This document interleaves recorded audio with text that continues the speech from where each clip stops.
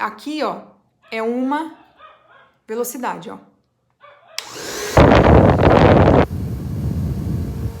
Esse aqui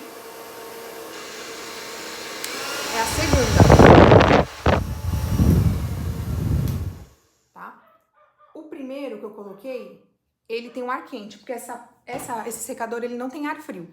O primeiro é ar quente, mas não muito quente. Esse segundo aqui é o ar mais quente ainda. Aí fica a seu critério como você vai querer secar seu cabelo, tá? Ele veio também com esse... Deixa eu lembrar aqui o nome.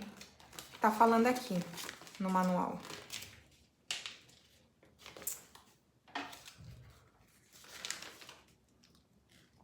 Bico direcionador de ar. Esse é o bico direcionador de ar, né? Ele veio sem. Aí, ó. Peraí.